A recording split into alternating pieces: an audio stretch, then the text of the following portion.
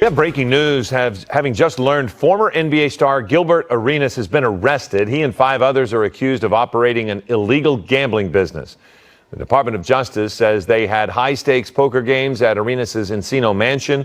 Arenas is charged with 1 count of conspiracy to operate an illegal gambling business, 1 count of operating an illegal gambling business, and 1 count of making false statements to federal investigators. Somebody told on them, man. That's real easy.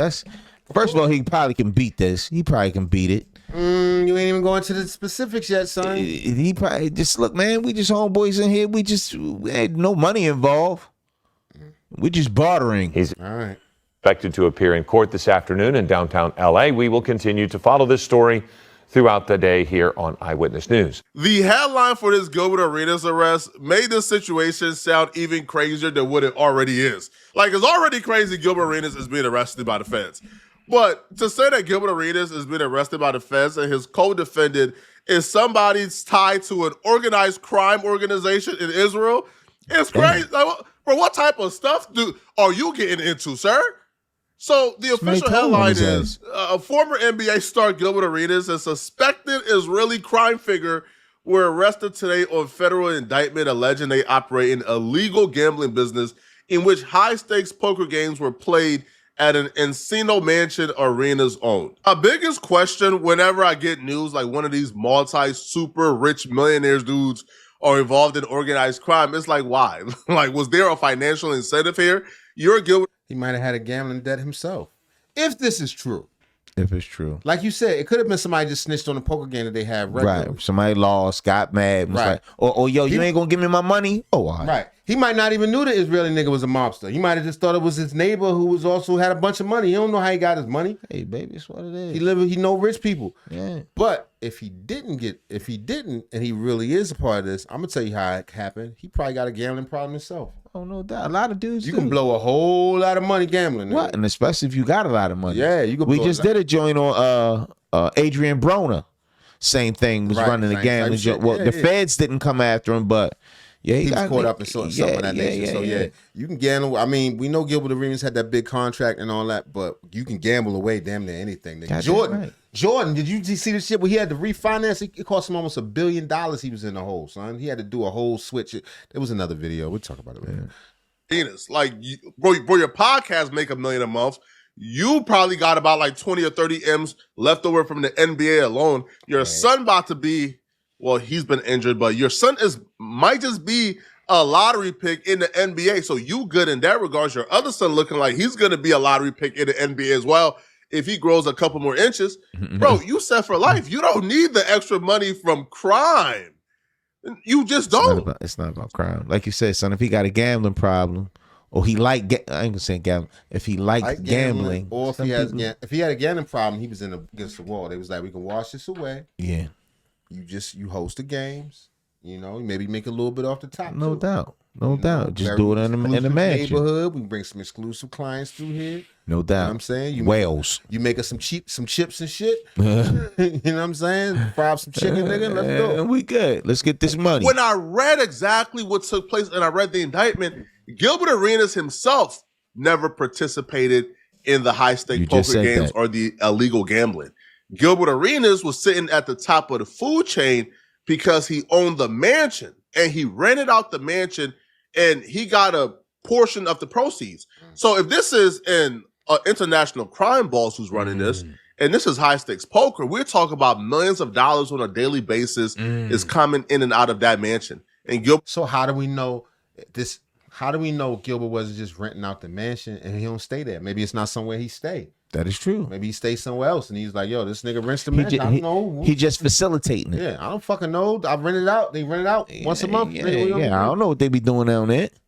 Arenas got a cut of it. First thing I noticed, none of this dude's like co-defendants got like English names, homie. All his co-defendants, man. Yagivani Grossman, Ivajani Tokafakasik, Alan Australia, Yahan Cohen. Oh, no. We know what this is, homie. Ivakan Krashak. Oh my God. So all his co-defendants are from Israel. Israelis, okay? So the indictment says former NBA star Gillbert Arenas and 5 other defendants, including a suspected high-level member of an Israeli transnational organized crime group, were arrested today on a federal indictment alleging they operated an illegal gambling business in which high-stake poker games were played at an Encino mansion Gillbert Arenas owned.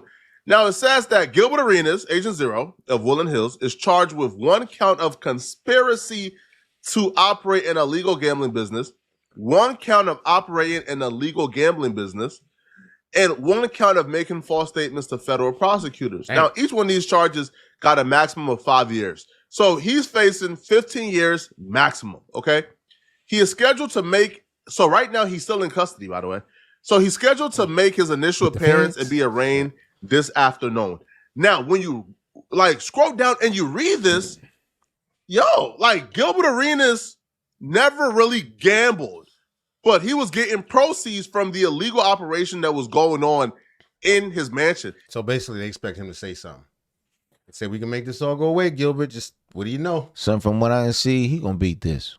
Yeah, he gonna beat it, but he gonna beat it because them some high players. They probably some hitters.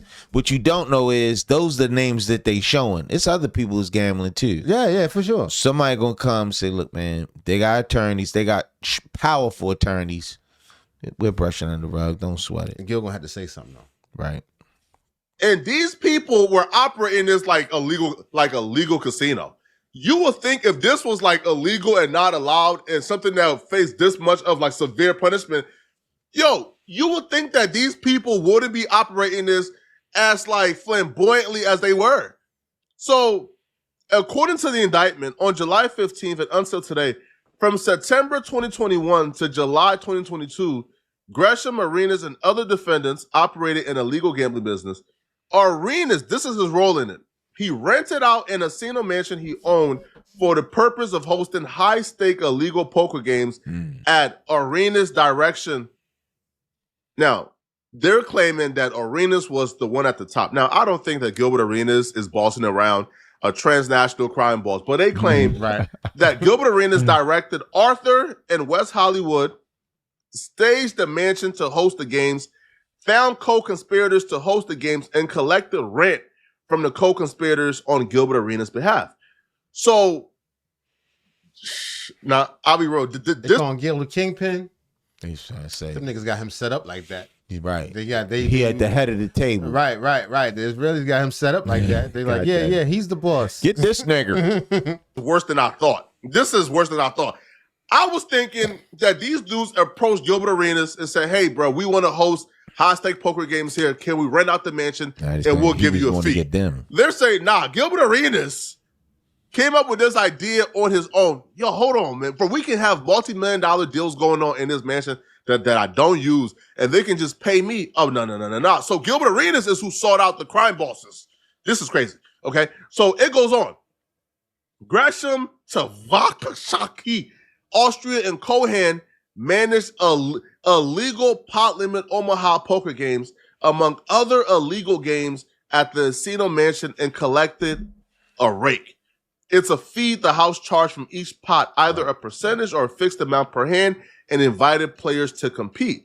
They also hired young women who, in exchange for tips, served drinks, provided massages, offer companionship to the poker players. Hold on, bro. Hold on. That's what's up. A trafficking included in this? Man. The women were charged a tax, a percentage of their earnings from working the games. Right, because they're probably getting big money. Them niggas is probably throwing around a lot of cash.